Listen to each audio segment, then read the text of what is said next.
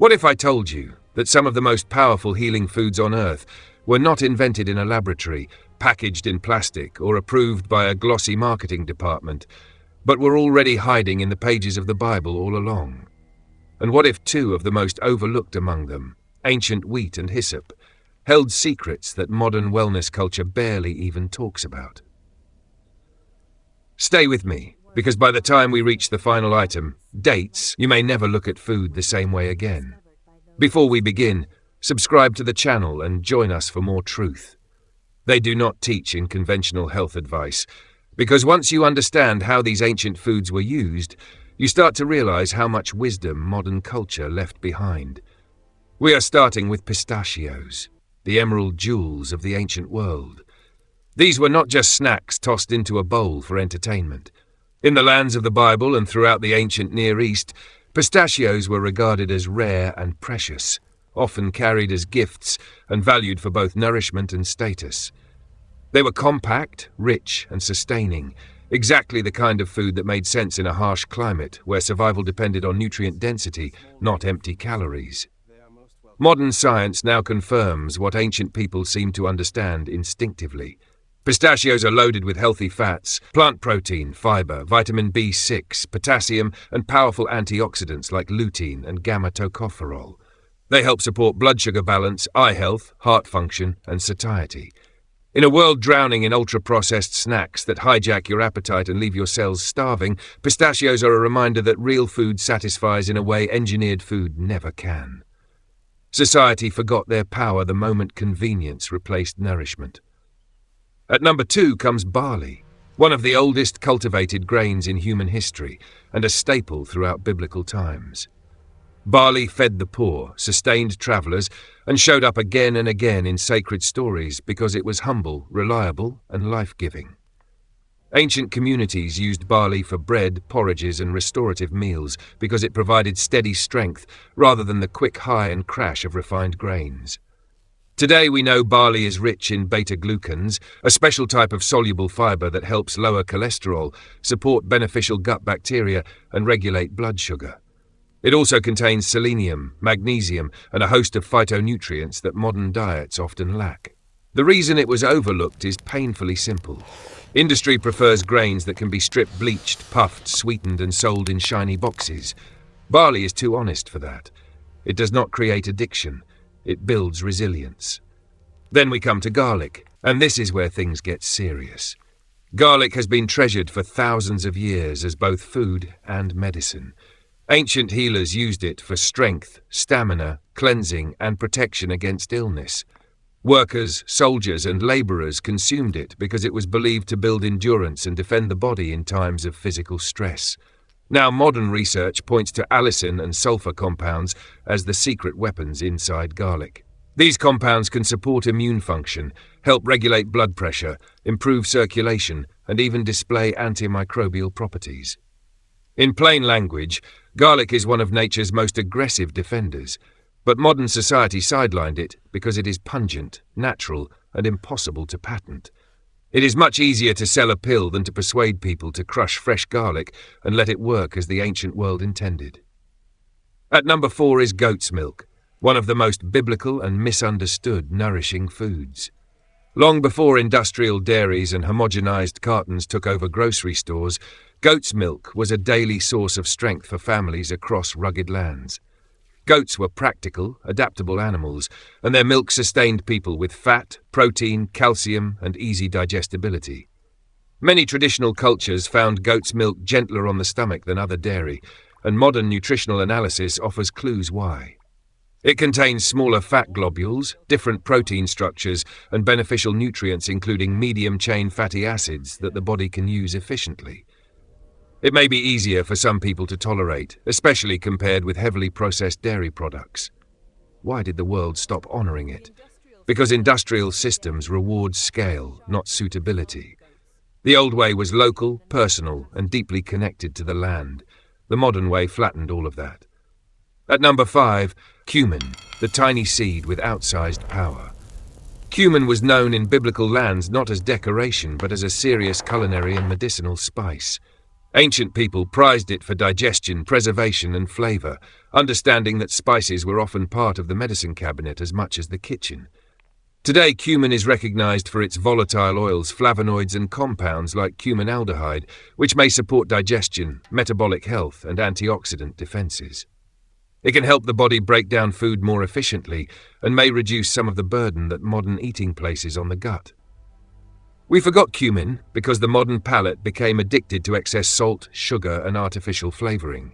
Real spices train the body to crave complexity. Processed foods train it to crave stimulation. At number 6, we have carob, also known as locust beans, one of the most overlooked survival foods of the ancient world. Carob pods were hardy, sweet, and durable, able to provide energy even in lean times.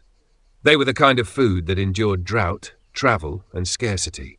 Ancient people valued that kind of reliability because food was never taken for granted. Carob contains fiber, polyphenols, calcium, and natural sweetness without the same stimulant properties as cacao. It has traditionally been used to support digestion and soothe the gut. In our time, carob was pushed aside because it was not trendy, exotic, or addictive enough for modern commercial taste. It did not create the same buzz as chocolate, and that alone was enough to make people dismiss it. But healing foods do not always come with a marketing campaign. Sometimes they come wrapped in simplicity. At number 7 is olive oil, one of the great pillars of biblical nourishment. In scripture and in daily life, olive oil was food, fuel, medicine, and symbol. It was used to anoint, to cook, to heal, and to sustain. Entire civilizations were built around the olive tree because they understood its value at every level. Modern science has only deepened that respect. Extra virgin olive oil is rich in monounsaturated fats and polyphenols like oleocanthal, compounds associated with anti-inflammatory effects, cardiovascular protection, and metabolic support. It nourishes without provoking the chaos that highly refined seed oils can bring when consumed excessively in modern diets. And here is why olive oil was partly forgotten in its purest form. The food industry discovered that cheap industrial oils were easier to mass-produce, harder for the average person to question, and wildly profitable. Real olive oil still speaks the old language of health, but you have to choose it on purpose. At number 8 are figs, ancient sweetness with a medicinal soul. Figs were beloved throughout biblical history and often represented abundance, peace, and blessing. They were portable, naturally sweet, and sustaining, which made them ideal for travelers and laborers. But they were more than dessert. Figs contain fiber, potassium, copper, and beneficial plant compounds that can support digestion and overall vitality. Their natural sugars come bundled with nutrients and structure, not stripped and weaponized like refined sweeteners. The modern world forgot the wisdom of figs when sweetness became divorced from nature. Today, most sweet foods are made to overstimulate, not nourish. Figs still remind the body what sweetness was supposed to look like before factories got involved. At number 9, we reach fish, one of the most spiritually symbolic and nutritionally potent biblical foods. Fish sustained communities, fed multitudes, and represented provision in moments of need. It was a common food, yes, but also a sacred one. Modern nutrition science tells us why fish has endured for so long. It is one of the best sources of high-quality protein, selenium, iodine, vitamin D, and in many species, omega-3 fatty acids like EPA and DHA that support brain function, heart health, and inflammation balance. Ancient people may not have known those names, but they knew the effect. Fish built strength without heaviness. Society distorted this wisdom by turning seafood into fast food, battering it, frying it, and surrounding it with industrial oils and refined starches. The problem was never the fish. The problem was what modern culture did to it. And then comes number 10. Ancient wheat, einkorn, and emmer, the grains that built civilizations before modern agriculture started tampering with nature. These early wheats were part of the food landscape of biblical regions and were deeply tied to bread, daily sustenance, and survival. Unlike many modern highly bred wheat varieties, ancient wheats remained closer to their original form. They carry more diverse nutrients, often including carotenoids, minerals, and different protein structures that many people find more compatible with traditional digestion. They represent a slower, older relationship with bread, one based on fermentation, patience, and reverence. Today, bread has become one of the most manipulated foods on earth, rushed, bleached, enriched, inflated, and made shelf-stable at the expense of vitality. Ancient wheat reminds us that the issue may not have been bread itself, but what the system turned bread into. Right here, before we go further, this is the perfect moment to say something important. Many of these biblical superfoods are still available today if you know where to look.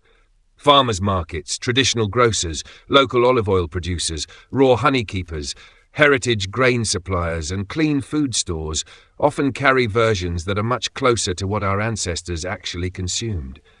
The key is not just buying the food. The key is choosing forms that are as close to their original state as possible. And if this kind of ancient wisdom matters to you, subscribe now, because the next foods on this list move from powerful to extraordinary, and one of them was once used not only for flavor or nutrition, but as part of purification itself. At number 11 are onions, one of the great underestimated defenders of traditional nutrition. Like garlic, onions have been part of ancient diets for thousands of years and were valued for their sustaining, cleansing, and strengthening qualities. They contain quercetin, sulfur compounds, prebiotic fibers, and antioxidants that help support immune health, circulation, and the gut microbiome. Ancient people respected foods that could do more than fill the stomach. They wanted foods that strengthened the body's internal terrain. We forgot the value of onions because modern culture judges food by novelty and appearance, but nature often hides her best medicines inside ordinary skins. Number 12 is hyssop, and this is one of the most fascinating foods or herbs on this entire list. Hyssop appears in biblical purification rituals and carried deep symbolic meaning, but it was also valued in traditional herbal practice. This aromatic plant has long been associated with cleansing the respiratory system, supporting the body during illness, and helping clear heaviness from the chest and head. It contains volatile compounds and antioxidants that give it its penetrating, invigorating properties. Hyssop is the kind of plant that reminds us the ancient world did not separate medicine from meaning. Healing was physical, spiritual, and environmental all at once. The reason hyssop disappeared from mainstream life is that it belongs to the old world of herbs, infusions, and slow restoration, not the fast world of symptom suppression and pharmaceutical dominance. Yet its reputation survived for a reason.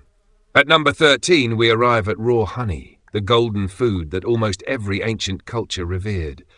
In biblical times, honey symbolized abundance and delight, but it was also practical nourishment and topical medicine. Raw honey contains enzymes, trace minerals, flavonoids, and antimicrobial compounds that processed sweeteners cannot imitate. It can soothe the throat, provide quick but meaningful energy, and in its unfiltered form carry a complexity that refined sugar completely lacks. Ancient people knew honey was special because bees transformed flowers into concentrated life. Modern society replaced it with corn syrup, bleached sugar, and chemically manipulated sweetness because those things were cheaper, more stable, and more profitable. But the body knows the difference. Raw honey speaks the language of life. Refined sugar speaks the language of addiction. At number 14 are grapes, the fruit of blessing, celebration, and restoration.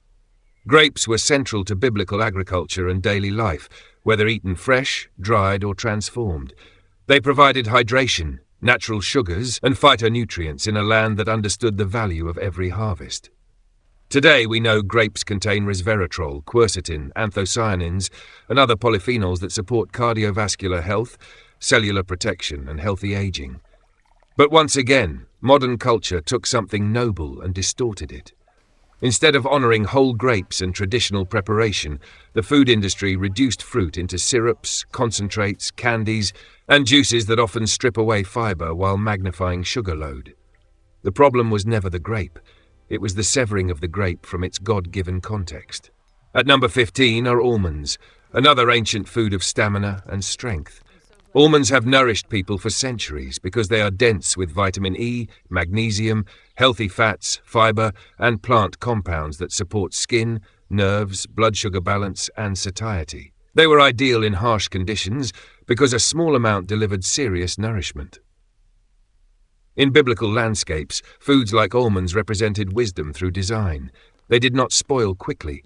They travelled well, they fed deeply. Why were almonds downgraded in the modern mind? Because people were taught to fear natural fats while being sold low-fat products loaded with sugar, additives and synthetic ingredients. Once that lie took hold, an ancient superfood could suddenly be called dangerous, while industrial nonsense was sold as healthy.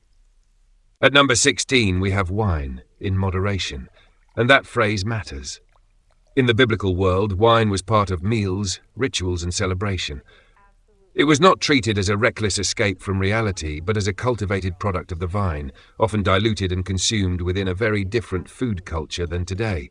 In small, thoughtful amounts, traditionally prepared wine contains polyphenols such as resveratrol and other compounds associated with vascular health and antioxidant activity. But let us be honest, modern society took wine and separated it from moderation, context, and reverence.